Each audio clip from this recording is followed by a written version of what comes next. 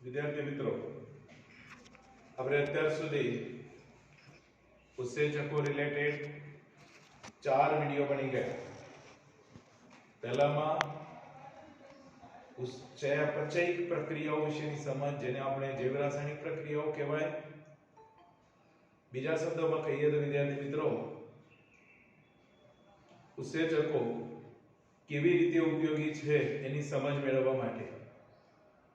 બીજો વિદ્યાર્થી મિત્રો, ઉત્સેચકોના પ્રાથમિક સમજની વાત કરી. ત્યાર પછી વિદ્યાર્થી મિત્રો, આપણે ઉત્સેચક કઈ રીતે પ્રક્રિયા કરે છે એના 4 ચરણમાં પ્રક્રિયાની વાત કરી. મિચેલિસ મેન્ટનનો ઉત્સેચક પ્રક્રિયાથી સંકુલનો સિદ્ધાંત સમજ્યો આપણે. અને ચોથા વિડિયોની અંદર વિદ્યાર્થી મિત્રો, ઉત્સેચકો પર અસર કરનારા પરિબળો, 4 પરિબળોની ચર્ચા કરેલી છે. તાપમાન, pH, પ્રક્રિયકની સાંદ્રતા અને હરીફ અથવા પ્રતિસ્પર્ધી અવરોધકોની વાત કરી. ચલો વિદ્યાર્થી મિત્રો, વિડિયો વારંવાર જોશો તો જ કોઈ પણ ટોપિકનું દ્રઢીકરણ વગર યાદ રહેવાનું નથી. એટલા માટે બધા જ વિડિયો આપણા YouTube ઉપર છે અને વારંવાર જોવા, અને જો કંઈ ન સમજાય તો એટલો વિડિયો ફરી રિપીટ કરવો એટલા ભાગને, અને આ રીતે તમે કામ કરશો તો ફાયદો થશે. આજે વિદ્યાર્થી મિત્રો, આપણે ઉત્સેચકોનું નામકરણ અને વર્ગીકરણ. નામકરણ એટલે ઉત્સેચકોનું નામ કઈ રીતે પાડવામાં આવ્યું વિદ્યાર્થી મિત્રો, તેની વાત કરશું. અને પછી એના વર્ગીકરણ એટલે પ્રકાર. પહેલા આપણે નામકરણની વાત કરીએ વિદ્યાર્થી મિત્રો. તો ચલો નામકરણ. શરૂઆતની અંદર વિદ્યાર્થી મિત્રો, પાછળ પેપ્સિન, ટ્રિપ્સિન, ટાઇલિન, ચલો આવા પાછળ હિન પ્રત્યયને આધારે લગાડીને શરૂઆતમાં ઉત્સેચકોના નામ આપવામાં આવ્યા. પણ પછી ખબર પડી કે આ રીતે નામ આપવાથી ઉત્સેચકોનો પ્રક્રિયા કઈ પ્રક્રિયા પર અસર કરે છે એ પણ યાદ રાખવી તકલીફ પડશે. અને ઘણા હજારો ઉત્સેચકો મળી આવે ત્યારે કોઈ પદ્ધતિથી ઉત્સેચકોનું નામકરણ કરવું પડે. એટલા માટે આપણે યુનિયન ઓફ બાયોકેમિસ્ટ્રી નામક સંસ્થા, IUBC international union of biochemistry નામની સંસ્થાએ ઉત્સેચકોના નામકરણ માટે સરળ પદ્ધતિ આપી. IUBC સંસ્થાએ, ઇન્ટરનેશનલ યુનિયન ઓફ બાયોકેમિસ્ટ્રી. તો નામકરણ માટે પહેલો મુદ્દો કે નામકરણ, નામને છેડે ASE એજ પ્રત્યય લગાડવો. આ એક પહેલો નિયમ બનાવવામાં આવ્યો. અને બીજો નિયમ વિદ્યાર્થી મિત્રો, ઉત્સેચકનું નામ બે રીતે પાડી શકાય. એક ઉત્સેચક જેના પર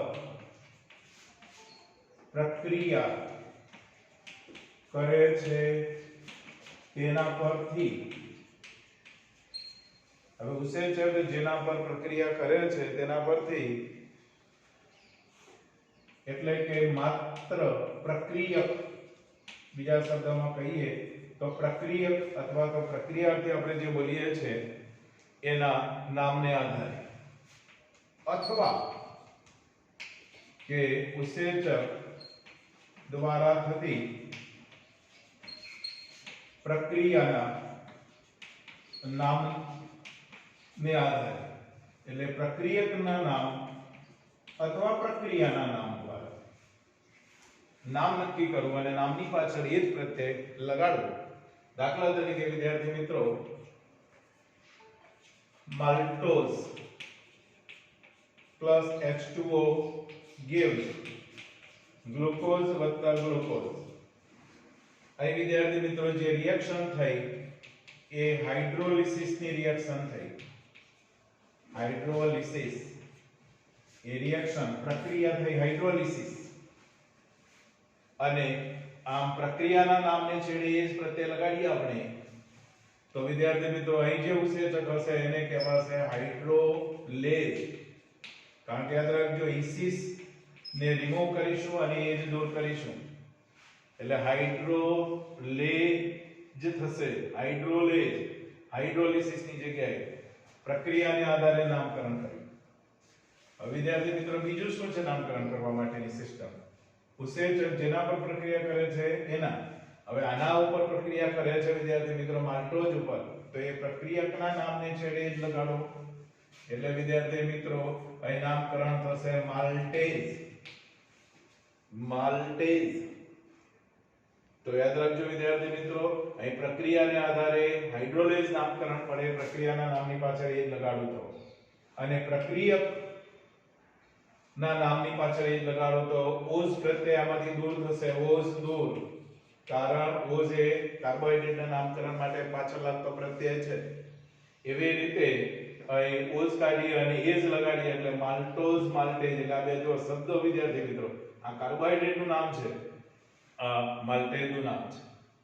ચલો એ જ રીતે વિદ્યાર્થી મિત્રો આપણે વિચારીએ કોઈ પ્રોટીન છે, એ પ્રોટીન માંથી એમિનો એસિડ બનાવનાર. હવે અહીં પણ પ્રોટીન માંથી એમિનો એસિડ બનતી વખતે પાણીના અણુ વપરાશે, પ્રક્રિયા થશે હાઇડ્રોલિસિસ, એટલે અહીં પણ આ ઉત્સેચકને હું હાઇડ્રોલેઝ કહીશ. પણ પ્રોટીન ઉપર કામ કરે છે એટલે પ્રોટીએઝ કહીશ, અથવા પ્રોટીનને તોડે છે એટલે પ્રોટીઓલાઇટિક ઉત્સેચક આવું પણ બોલવામાં આવે છે, પ્રોટીઓલાઇટિક ઉત્સેચક પણ. તો ચલો આમ નામકરણ માટે યાદ રાખજો વિદ્યાર્થી મિત્રો, પાછળ એઝ પ્રત્યય આવશે. એઝ કોની પાછળ આવી શકે?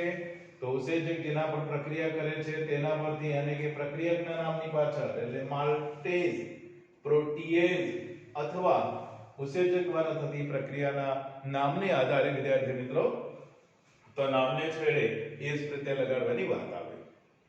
ચલો હવે વિદ્યાર્થી મિત્રો આપણે નામકરણ વિશેનો ખ્યાલ આવી ગયો, તો આપણે હવે એના પ્રકાર વર્ગીકરણની વાત કરીએ.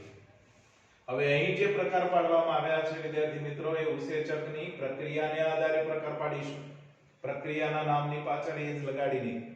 એટલા માટે અહીં જો પહેલો જ પ્રકાર હાઇડ્રોલેઝ, બહુવચનમાં લખ્યો છે હાઇડ્રોલેઝ. હાઇડ્રોલેઝ બહુવચનમાં લખેલો છે આખો પ્રકાર. તો વિદ્યાર્થી મિત્રો હવે આપણે પ્રકાર વિશેની સમજ મેળવવી છે, તો એના માટે કયા પ્રકારની પ્રક્રિયામાં ઉત્સેચકો ભાગ ભજવે છે એને આધારે. અને વિદ્યાર્થી મિત્રો આના આધારે મુખ્ય 6 પ્રકાર પાડવામાં આવ્યા છે. ઉત્સેચકના 6 પ્રકાર પાડવામાં આવેલા છે, એને આપણે ઉદાહરણ સાથે સમજીએ.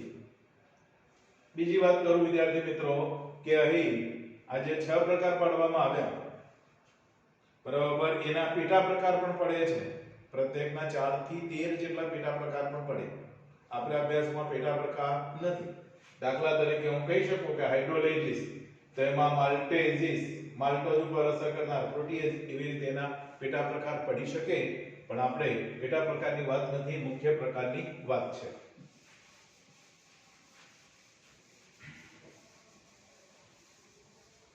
ચલો વિદ્યાર્થી મિત્રો અહીં આપણે ફર્સ્ટ વિચારીએ હાઇડ્રોલેઝિસ. તો હાઇડ્રોલેઝિસ પ્રકારના ઉત્સેચકો હાઇડ્રોલિસિસ ની પ્રક્રિયામાં ભાગ ભજવે વિદ્યાર્થી મિત્રો.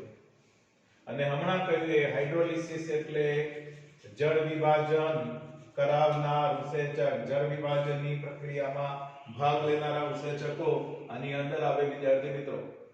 હવે આવા હાઇડ્રોલેઝિસ પ્રકારની પ્રક્રિયા, જળ વિભાજન ગુજરાતીમાં કહીએ તો, એટલે એને આપણો ઉત્સેચકના નામકરણ માટે શું કર્યું? તો હાઇડ્રોલેઝ એક ઉત્સેચકનું નામ બોલાય, પણ બહુવચનમાં આપણે es પ્રત્યય લગાડી દઈશું, એટલે પાછળ ase, es અને es, es માત્ર s લાગશે. એટલા માટે વિદ્યાર્થી મિત્રો હાઇડ્રોલેઝિસ થઈ જશે. ચલો હવે આના ઉદાહરણની વાત કરું, ઉદાહરણની ચર્ચા આપણે સાથે કરતા રહીશું. દાખલા તરીકે આપણા પાચક રસો અને ખાસ કરીને લાઇસોઝોમ નામની અંગિકામાં જે ઉસેચકો છે બધા જ હાઇડ્રોલેજીસ પ્રકારના છે. પાચક રસો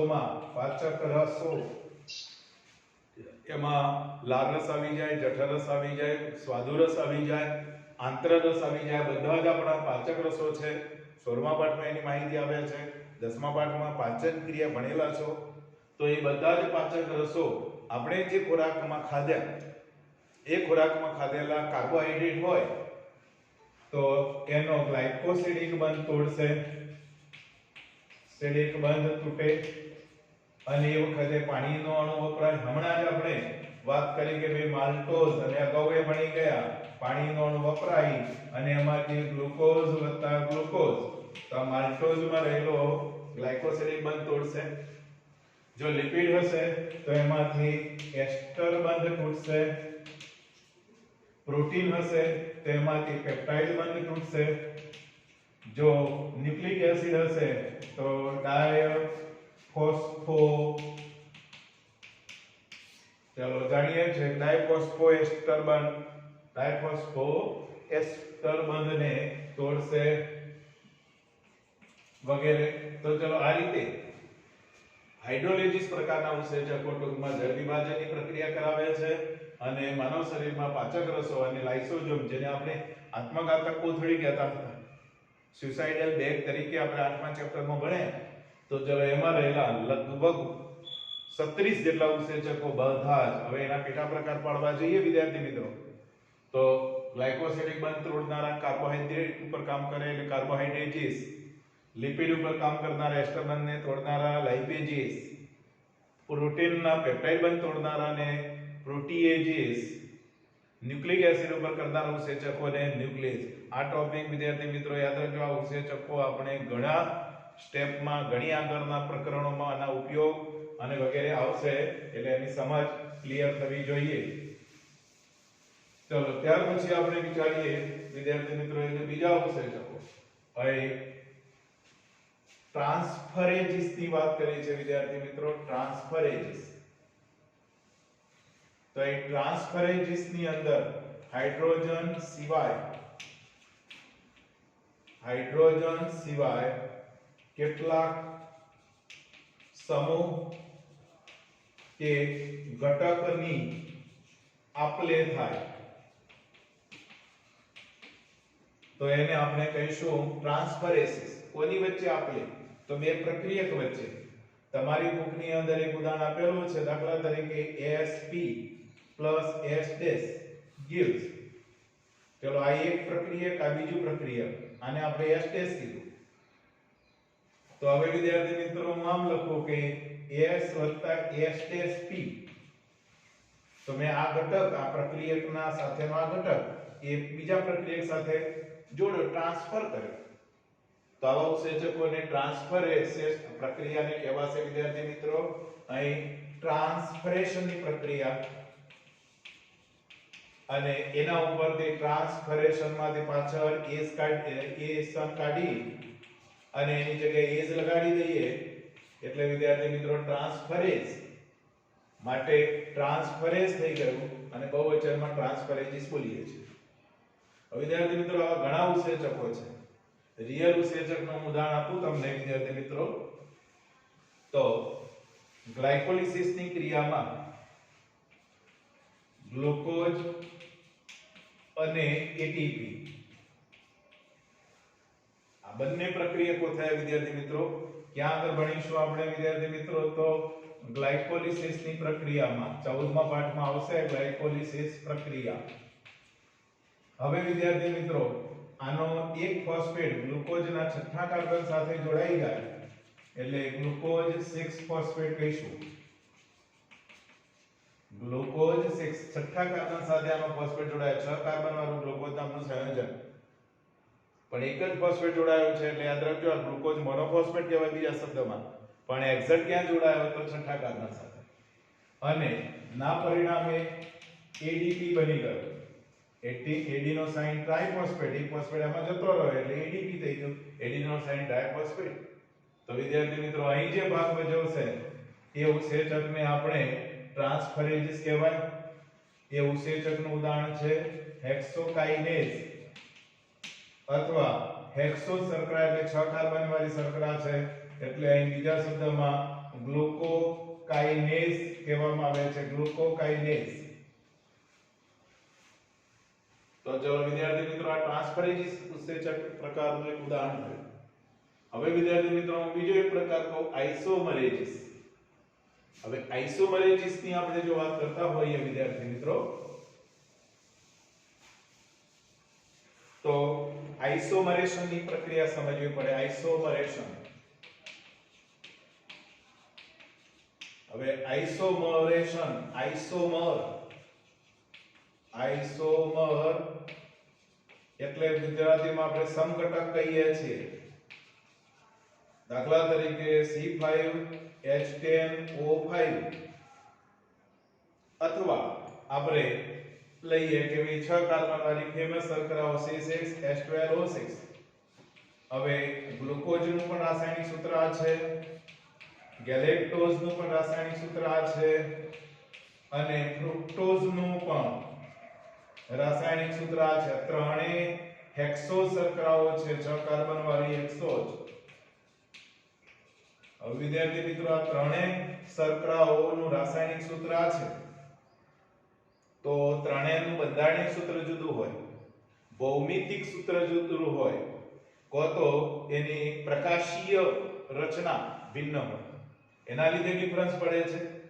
એટલે એના પ્રકાશીય સ્વરૂપમાં અથવા ભૌમિતિક સ્વરૂપમાં કે પછી એના બંધારણીય સ્વરૂપમાં ફેરફાર કરે અને એ ફેરફારની પ્રક્રિયાને આઇસોમરેશન કહેવાય.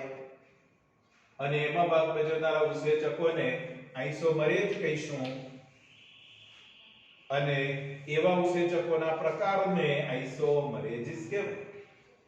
આપણે ગ્લાયકોલિસિસ ની અંદર વધારે આગળ ઉદાહરણ ભણીશું કે વિદ્યાર્થી મિત્રો, જે આ ગ્લુકોઝ 6 ફોસ્ફેટ નામનું સંયોજન છે અને એમાંથી ફ્રુક્ટોઝ 6 ફોસ્ફેટ બનવાની ક્રિયા.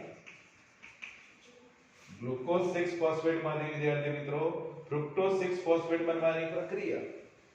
શું થયું? આ ગ્લુકોઝ, ફ્રુક્ટોઝ, છઠ્ઠા કાર્બન સાથે ફોસ્ફેટ, એ તો કોમન છે. તો ગ્લુકોઝના બંધારણ સ્વરૂપમાં ફેરવાઈને ફ્રુક્ટોઝ. કારણ કે બધા જાણો છો કે ગ્લુકોઝ એ શું છે વિદ્યાર્થી મિત્રો? તો આલ્ડોઝ હેક્સોઝ શર્કરા હતી અને આ શર્કરા હતી વિદ્યાર્થી મિત્રો એ કીટોઝ હેક્સોઝ શર્કરા હતી. હેક્સોઝ શર્કરા. તો ચલો અહીં જે ભાગ ભજવનાર ઉત્સેચક છે એને મારે કહીશ હવે હું ફ્રુક્ટોઝ આઇસોમરેઝ. ફ્રુક્ટોઝ આઇસોમરેઝ નામનો ઉત્સેચક એ આઇસોમરેઝિસ નું ઉદાહરણ થયું કહેવાય. ચલો વધારે સમય વિદ્યાર્થી મિત્રો વિચારો કે દાખલા તરીકે બધાને ખબર છે કે ગ્લુકોઝ 6 કાર્બન વાળું સંયોજન OH આલ્ડિહાઇડ સમૂહ છે વિદ્યાર્થી મિત્રો, એટલે CHO OH, ત્રીજા કાર્બન ઉપર OH. વિચારજો વિદ્યાર્થી મિત્રો, આ એક ઉદાહરણ બરોબર સમજજો. ચલો આ ગ્લુકોઝ છે, ગ્લુકોઝના છઠ્ઠા કાર્બન સાથે ફોસ્ફેટ જોડાયેલ છે. યાદ રાખજો 6 કાર્બન આ પહેલો કાર્બન. તો ચલો આખું સંયોજન થઈ ગયું એને મારે ગ્લુકોઝ 6 ફોસ્ફેટ કહેવાય. હવે આ ગ્લુકોઝ 6 ફોસ્ફેટ માંથી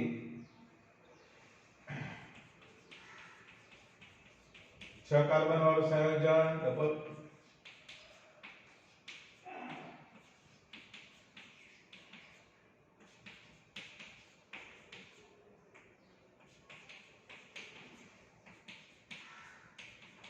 હવે અહીં જે રહ્યું વિદ્યાર્થી મિત્રો જો તો આ છઠ્ઠા કાર્બન સાથે 6 ફોસ્ફેટ, છઠ્ઠા કાર્બન સાથે ફોસ્ફેટ જોડાયેલ, પણ આ રહ્યું એનું બંધારણીય સૂત્ર જો અહીં આલ્ડિહાઇડ સમૂહ છે એટલે આલ્ડોઝ શર્કરા કીધી, 6 કાર્બન વાળી એટલે હેક્સોઝ, અહીં કીટોન સમૂહ આવ્યો એટલે કીટોઝ અને 6 કાર્બન વાળી એટલે હેક્સોઝ. તો વિદ્યાર્થી મિત્રો આ રીતે આમાંથી આમ બનવું અથવા આમાંથી આમ બનવું એને આપણે આઇસોમરેશનની પ્રક્રિયા કહેવાય. આ એકબીજાના સમઘટકો કહેવાય, આઈસોમર કહેવાય. આ બંધારણીય સ્વરૂપમાં મેં ફેરફાર લાવ્યો. આમાં ભાગ ભજવનારા ઉત્સેચકોને આઈસોમરેઝિસ કહેવાય, પ્રકારને આઈસોમરેઝિસ કહીશું. ચલો એનું એક ઉદાહરણ મેં તમને ફ્રુક્ટોઝ આઈસોમરેઝ આપી દીધું. ચલો હવે વિદ્યાર્થી મિત્રો આપણે લાએજીસ ની વાત કરીએ. લાએજીસ, હવે લાએજીસ એ પણ વિદ્યાર્થી મિત્રો ગ્લાયકોલિસિસ ની ક્રિયામાં ભાગ ભજવે છે. ચલો જોઈએ હવે વિદ્યાર્થી મિત્રો લાયસિસ એટલે કે વિદ્યાર્થી મિત્રો તોડવું.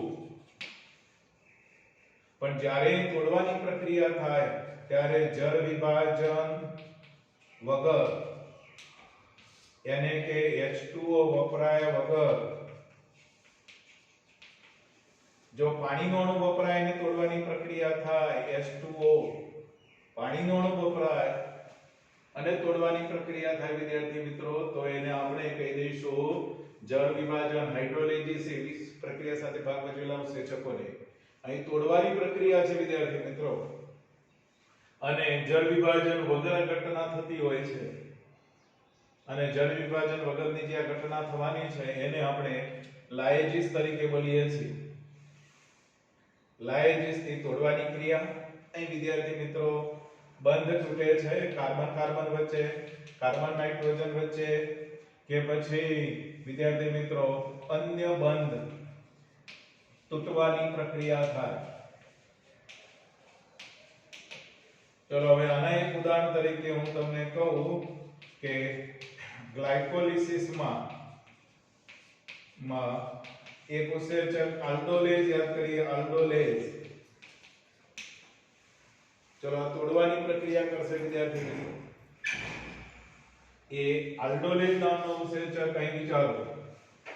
આ સંયોજનને મેં ફ્રુક્ટોઝ 6 ફોસ્ફેટ. હવે વિદ્યાર્થી મિત્રો ગ્લાયકોલિસિસની પ્રક્રિયાની અંદર એક આવું સંયોજન બને છે, જેને હવે હું કહી દઈશ વિદ્યાર્થી મિત્રો આખા સંયોજનને, આને મારે કહેવાશે ફ્રુક્ટોઝ 1,6 ડાયફોસ્ફેટ. બે ફોસ્ફેટ ઘટકો જોડાયા પહેલા કાર્બન સાથે અને છઠ્ઠા કાર્બન સાથે, એટલે 1,6. યાદ રાખજો ઘણા 16 બોલે છે, 16 નહીં, આવશે 14માં પાઠમાં જોજો તમે. તો હવે વિદ્યાર્થી મિત્રો આને તૂટવાની પ્રક્રિયા થતી હોય છે. ચલો આ કાર્બન કાર્બન વચ્ચે બંધ તૂટે અને તૂટવાને લીધે વિદ્યાર્થી મિત્રો 3 કાર્બન વાળા બે ઘટકો બનાવી દો. તો અહીં જે કાર્બન સાથે આ ફોસ્ફેટ H આવો એક ઘટક બન્યો. ચલો સંયોજકતા પૂરી કરું છું, બીજા ની વાત કરું. OH H OH H. પણ તૂટતી વખતે વિદ્યાર્થી મિત્રો અહીં આલ્ડીહાઇડ સમૂહ બની જાય, એટલે IH છે એ જોડાઈ જાય. તો ચલો હવે બે ઘટકો બની ગયા વિદ્યાર્થી મિત્રો. આ 3 કાર્બન વાળી શર્કરાઓ બની છે. ચલો આ રહી, આ બંનેને હું કહીશ ટ્રાયોઝ. 3 કાર્બન વાળી બંનેમાં એક ફોસ્ફેટ જોડાયેલો છે, એટલે આ ટ્રાયોઝ ફોસ્ફેટ સંયોજનો છે. પણ આ ને કહેવામાં આવે છે ફોસ્ફોગ્લિસરાલ્ડિહાઇડ. જો ગ્લિસરાલ્ડિહાઇડ એ ટ્રાયોઝ શર્કરાનું નામ, ફોસ્ફેટ જોડાયેલો છે એટલા માટે ફોસ્ફોગ્લિસરાલ્ડિહાઇડ. આ રહ્યો એને કહેવામાં આવે છે ડાયહાઇડ્રોક્સી એસિટોન ફોસ્ફેટ. અહીં પણ જો ફોસ્ફેટ જોડાયેલો છે એટલે ફોસ્ફેટ બોલ્યો. આખા આ શર્કરાના નામને કહેવામાં આવે છે ડાયહાઇડ્રોક્સી સોરી વિદ્યાર્થી મિત્રો નામકરણ અહીં ભૂલ થઈ. વિદ્યાર્થી મિત્રો જુઓ અહીં નામકરણમાં મેં ભૂલ કરી નાખી. કીટોન સમૂહ છે એટલે આ બનશે ડાયહાઇડ્રોક્સી એસિટોન ફોસ્ફેટ. આપણે આને શોર્ટમાં DHAP બોલીશું અને આ નીચે જે બન્યું એમાં આલ્ડીહાઇડ સમૂહ છે એટલે આ બનશે ફોસ્ફોગ્લિસરાલ્ડિહાઇડ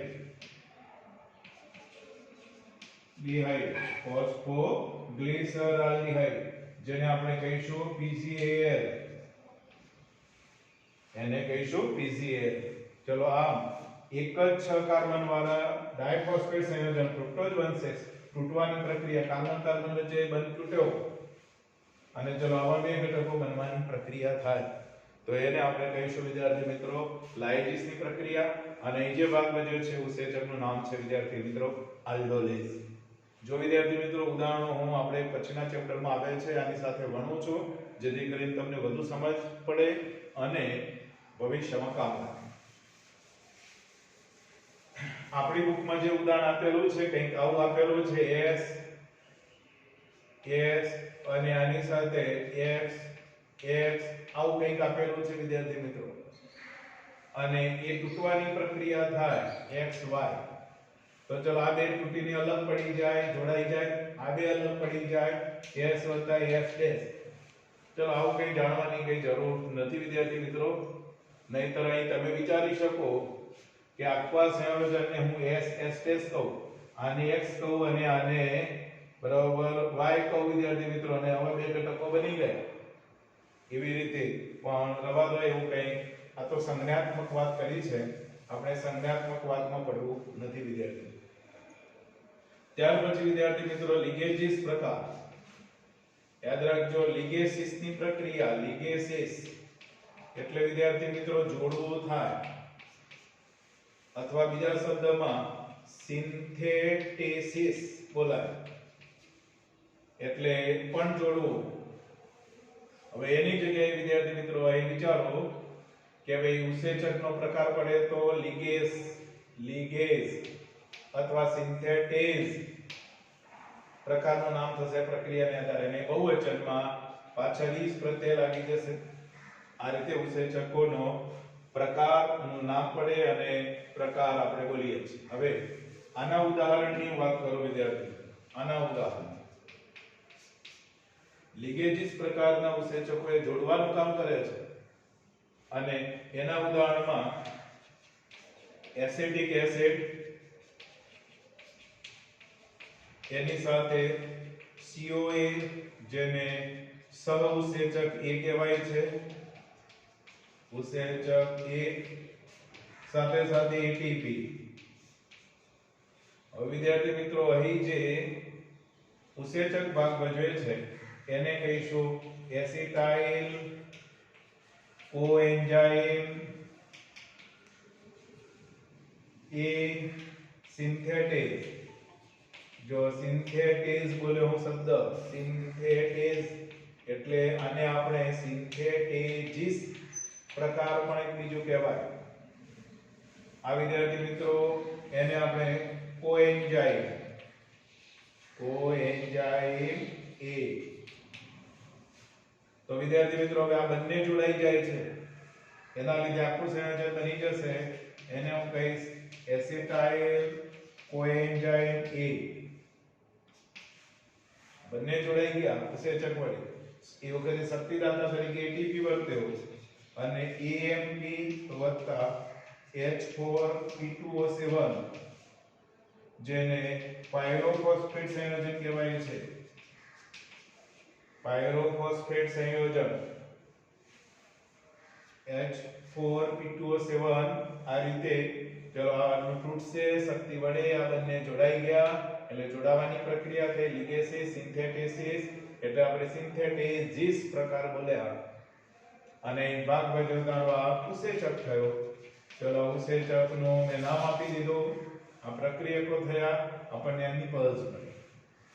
અને હવે વિદ્યાર્થી મિત્રો ઓક્સિડો રિડક્ટેજીસ ની વાત કરીએ વિદ્યાર્થી મિત્રો.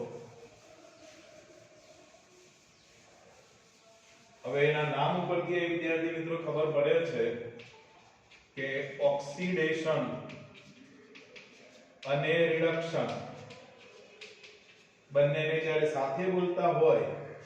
હવે ઓક્સિડેશન એટલે શું વિચારો કે એમાંથી હાઇડ્રોજન દૂર થવું શક્તિ મુક્ત થવી, ઓક્સિજન વપરાવો, એને ઓક્સિડેશન કહેવાય. રિડક્શન એટલે હાઇડ્રોજન ગ્રહણ થવો, શક્તિ સંગ્રહવી, ઓક્સિજન છૂટો પડવો, એને રિડક્શન કહેવાય. આવી ઘણી પ્રક્રિયાઓ સજીવ શરીરના કોષરૂપી કારખાનામાં થાય છે. તો આ બંનેને સાથે પ્રકારમાં લીધા છે એટલે આખું નામ આપણે શું આપ્યું? ઓક્સિડો રિડક્શન. અને એના ઉપર કામ કરનારા ઉત્સેચકને શું કીધું? ઓક્સિડો રિડક્ટેઝ. અને બહુવચનમાં રિડક્ટેઝિસ બોલીએ છીએ. હવે આના ઉદાહરણની અંદર વિચારીએ. આના ઉદાહરણમાં એક ઉત્સેચક લઉં છું, સક્સિનિક ડિહાઇડ્રોજિનેઝ. સક્સિનિક ડિહાઇડ્રોજિનેઝ નામનો ઉત્સેચક વિદ્યાર્થી મિત્રો. તો હવે સક્સિનિક ડિહાઇડ્રોજિનેઝ ઉત્સેચકો આપણે 14મા પાઠમાં ક્રેબ્સ ચક્ર એની અંદર ભણવાના છે. હવે આ ઉત્સેચક શું કરે છે? તો સક્સિનિક એસિડ હશે, સક્સિનિક એસિડ, એ સક્સિનિક એસિડ સાથે એના ઉપર પ્રક્રિયા કરે છે. એટલા માટે ઉત્સેચકને સક્સિનિક ડિહાઇડ્રોજિનેઝ. પ્રક્રિયામાં શું કરશે વિદ્યાર્થી મિત્રો? આ સક્સિનિક એસિડનું ઓક્સિડેશન થશે, ઓક્સિડેશન, અને હાઇડ્રોજન આયન દૂર થશે. પણ એ હાઇડ્રોજન આયન જે દૂર થયા એનો લેનારો પણ ઘટક આ છે એટલે FADH2, એટલે FAD નું રિડક્શન થશે, આનું ઓક્સિડેશન થશે. આનું શું થયું કહેવાય? રિડક્શન, કારણ કે એને હાઇડ્રોજન સ્વીકાર્યા. અને આના ઓક્સિડેશન થી જે સંયોજન બની ગયું એને મારે કહેવાશે મેલિક એસિડ. આનાથી જે સંયોજન બની ગયું સક્સિનિક માંથી જે સંયોજન બની ગયું એને હું કહીશ ફ્યુમરિક એસિડ. ફ્યુમરિક એસિડ. તો વિદ્યાર્થી મિત્રો અહીં તમે રિએક્શનમાં જોઈ શકો છો કે આ ઉત્સેચક છે. આ ઉત્સેચકને હું આ પ્રકારમાં મૂકીશ, ઓક્સિડો રિડક્ટેઝિસ. એ આનું ઓક્સિડેશન કરે છે અને રિયલી એ વખતે આનું રિડક્શન, કારણ કે હાઇડ્રોજન સ્વીકારશે. હાઇડ્રોજન સ્વીકારવું રિડક્શન, હાઇડ્રોજન ગુમાવવું ઓક્સિડેશન. અને હવે આનું ઓક્સિડેશન થવાથી એમાંથી ફ્યુમરિક એસિડ નામનું છે. તો ચલો આવી રિએક્શનમાં ભાગ ભજવે એને ઓક્સિડો રિડક્ટેઝિસ કહેવાય. તો વિદ્યાર્થી મિત્રો કણાભ સૂત્ર અને ફરીદકણ જેવી અંકિકાની અંદર વિદ્યાર્થી મિત્રો આવા ઘણા ઉત્સેચકો છે જે ઓક્સિડેશન રિડક્શનની પ્રક્રિયામાં ભાગ લે છે. તો વિદ્યાર્થી મિત્રો અહીં આપણે આગામી પ્રકરણ અને ધોરણમાં આવનારા ઉત્સેચકોને થોડાક નામ યાદ કર્યા જે આપણે નીટ અને 12મા ધોરણમાં જરૂરી છે વિદ્યાર્થી મિત્રો, એટલે મેં યાદ કર્યા છે. અને સાથે ઉદાહરણ યાદ રાખજો તો તમને વધુ સમજ પડશે આ ઉત્સેચકોના નામકરણ વિશે, ઉત્સેચકોના પ્રકાર વિશે. ચલો વિદ્યાર્થી મિત્રો, હવે આ પાઠમાં આપણે એક જ ટોપિક બાકી છે અને એ છે ઉત્સેચકો ના સાથે સંકળાયેલો પ્રોટીન સિવાયનો એક ભાગ જે અમુક ઉત્સેચકોમાં હોય જેને આપણે બિન પ્રોટીન ભાગ કહીએ છીએ, જેને સહકારક અથવા સહઘટક કોફેક્ટર, એની એક નાની ટૂંકનોંધ હું તમને વિડિયો સ્વરૂપે વિદ્યાર્થી મિત્રો મૂકી દઈશ. શનિવારના દિવસે વિદ્યાર્થી મિત્રો 9મા ચેપ્ટરની આપણે MCQ ટેસ્ટ રહેશે અને એમાં લગભગ 150 જેટલા હું MCQ આપીશ. તો 2 દિવસ આ ચેપ્ટરને સરસ તૈયાર કરો અને શનિવારને ટેસ્ટ સારી રીતે લખો. ચલો દરેક વિદ્યાર્થીઓએ જે વચ્ચેથી અમુક વિદ્યાર્થી મિત્રો લેટ થઈ જાય છે, લેટ થવાના કારણો હોઈ શકે, પણ વિદ્યાર્થી મિત્રો જોડાઈ રહેવું એ જરૂરી છે તમારા માટે, કારણ કે તમે ભણશો તો જ કામ લાગશે. અને માસ પ્રમોશન નથી આપવાનું એ નક્કી થયેલું છે. અને આગામી સમયમાં સ્કૂલો પણ શરૂ તમારે થઈ જશે. અત્યારે 12મા ધોરણના વર્ગો શરૂ થશે, થોડા સમય પછી 11મા. અને આ બધું જ તમને અહીં ફરીથી ભણાવવામાં આવે એ તો હવે સમય કહેશે કે સમય મળશે તો, કારણ કે હજી આપણે 50% ચેપ્ટર ભણવાના બાકી છે એટલે ચાલી ગયેલું ભણાવવામાં નહીં આવે એ ખાસ યાદ રાખજો. એટલે જેમ જેમ ભણાવવામાં આવે છે એમ તૈયાર કરો અને હોમવર્ક કરો.